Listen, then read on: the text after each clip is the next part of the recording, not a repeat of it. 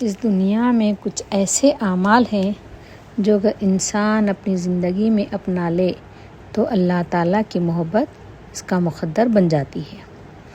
وہ اعمال نہ بہت مشکل ہیں، نہ کسی خاص انسان کے لیے مخصوص، بلکہ ہر وہ شخص انہیں اپنا سکتا ہے جو اللہ کے قریب ہونا چاہتا ہے۔ آج ہم بات کریں گے 3 اللہ کے پسندیدہ عظیم اعمال کے بارے میں جو اللہ تعالیٰ کو بے حد پسند ہیں۔ نمبر 1 تقوی، نمبر 2 عدل و انصاف، اور نمبر 3 صبر۔ اللہ آپ سے محبت کرے، آپ کی زندگی بدل جائے۔ کیا آپ چاہتے ہیں کہ اللہ آپ سے راضی ہو جائے؟ کیا آپ چاہتے ہیں کہ آپ کی دعائیں فوراً قبول ہوں؟ تو آج سے تقوی اختیار کریں، انصاف کریں، صبر و استقلال سے کام لیں۔ صرف الفاظ نہیں بلکہ کامیاب زندگی کا مکمل نظام ہے۔ تقوی کیا ہے، ہم اس بارے میں جانیں گے۔ تقوی صرف عبادت نہیں، یہ ایک کیفیت ہے، ایک شعور ہے کہ اللہ ہر وقت مجھے دیکھ رہا ہے۔ تقوی کا مطلب ہے ہر حال میں اللہ سے ڈرنا، اس کی نافرمانی سے بچنا اور اس کی رضا کو ترجیح دینا۔ یہ بات قرآن میں اللہ تعالیٰ فرماتا ہے، اللہ کے نزدیک سب سے معزز وہ ہے جو سب سے زیادہ متقی ہے۔ تقوی کی حقیقت جانیں گے ہم۔ تقوی صرف نماز پڑھنے کا نام نہیں، روزہ رکھنے تک محدود نہیں، بلکہ تقوی ہے تنہائی میں بھی گناہ سے بچنا، حرام سے آنکھیں بند کرنا، دل میں اللہ کا خوف رکھنا۔ حضرت عمر رضی اللہ تعالیٰ عنہ نے ایک شخص سے پوچھا، تقوی کیا ہے؟ تو اس نے کہا، کیا آپ کبھی کانٹوں والے راستے پر چلے ہیں؟ تو حضرت عمر رضی اللہ تعالیٰ عنہ نے فرمایا، ہاں۔ تو اس شخص نے کہا، آپ کیسے چلے؟ تو حضرت عمر رضی اللہ تعالیٰ عنہ نے فرمایا، اپنے کپڑے سمیٹ کر بچ کر چلا۔ تو اس شخص نے کہا، بس یہی تقوی ہے۔ آج کے دور میں تقوی موبائل پر حرام چیزوں سے بچنے کا نام ہے، سوشل میڈیا پر گناہ سے بچنا ہے، جھوٹ اور دھوکہ نہ دینا۔ آج سے خود سے ہم پوچھیں، کیا میں اللہ سے ڈر کر زندگی گزار رہا ہوں؟ کیا میں اللہ کے احکامات کو کمپلیٹلی فالو کر رہی ہوں یا کر رہا ہوں؟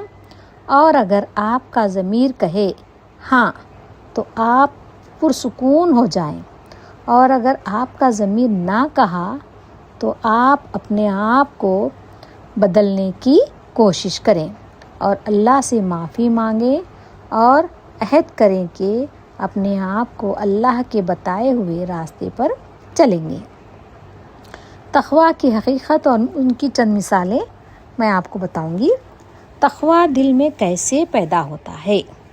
حضرت عمر والا جو کانٹوں کا واقعہ ہے، اس سے ہم اندازہ لگا سکتے ہیں۔ چھپ کر گناہ چھوڑنا اصل تقوی ہے، یعنی ہم اپنی غلطیوں پہ ندامت محسوس کر کے اپنی غلطیوں کا ازالہ کرنے کی کوشش کر رہے ہیں، لیکن دکھاوا کرتے ہوئے نہیں، بلکہ ہم کسی کو بھی نہیں معلوم ہونا، بس اپنے آپ سے عہد کر کے وہ غلطیوں کو مداوا کرنا۔ آج کا چیلنج یہ ہے کہ اکیلے میں ایک گناہ چھوڑ دیں، اور اس تقوی سے ہمیں کیا فائدہ ہوتا ہے قرآن شریف میں بتایا گیا ہے۔ جو اللہ سے ڈرتا ہے اللہ اس کے لیے راستہ نکال دیتا ہے۔ تو کیسا راستہ ہے؟ دیکھیے، رزق میں برکت ہوتی ہے، مشکلات کا حل آسانی سے نکل آتا ہے اور دل پرسکون ہو جاتا ہے۔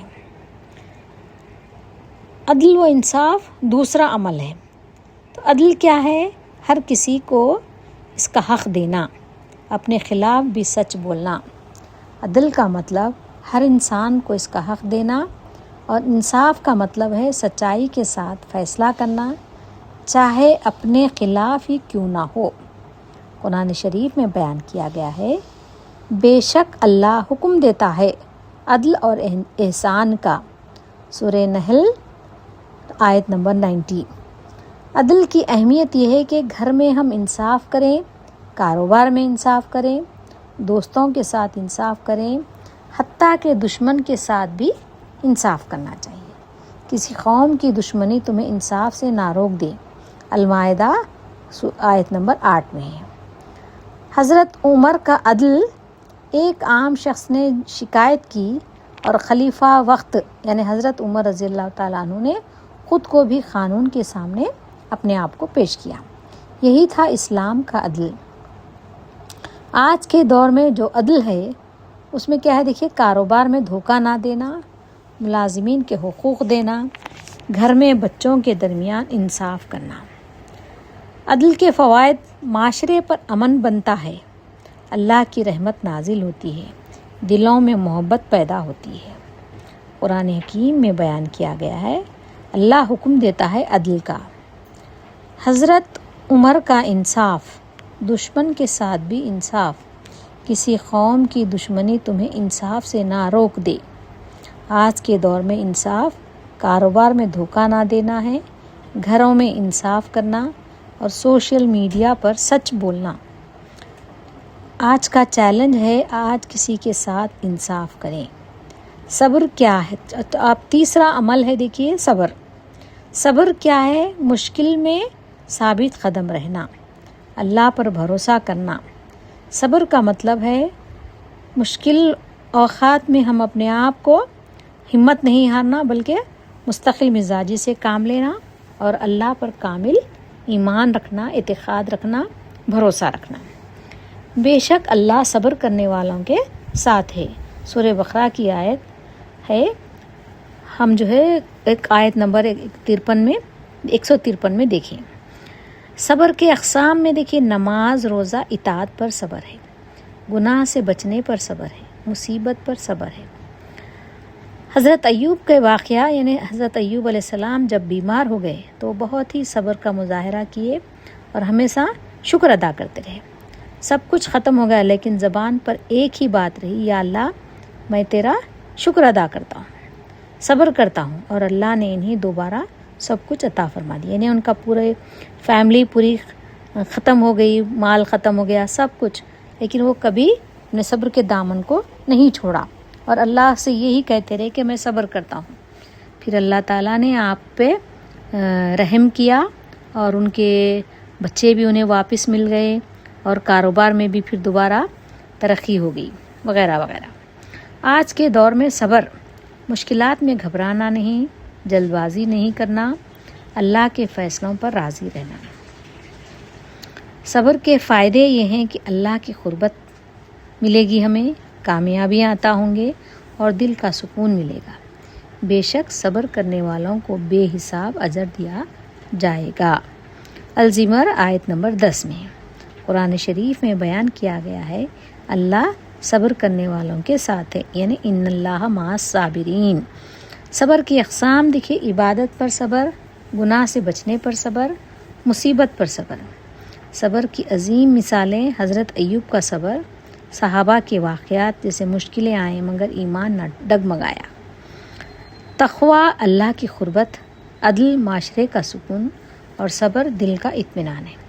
یہ 3 اعمال اگر زندگی میں آ جائے تو انسان دنیا اور آخرت دونوں میں کامیاب ہو جاتا ہے۔ اگر آپ چاہتے ہیں اللہ آپ سے راضی ہو، زندگی میں سکون آئے، مشکلات آسان ہوں، تو آج سے تقویٰ اختیار کریں، انصاف کریں، صبر کریں۔ اگر یہ آپ کو ویڈیو اچھی لگے تو لائک کیجئے، شیئر کیجئے، اور جو لوگ سبسکرائب نہیں کیے ہیں ابھی تک وہ سبسکرائب ضرور کیجئے۔ اللہ حافظ۔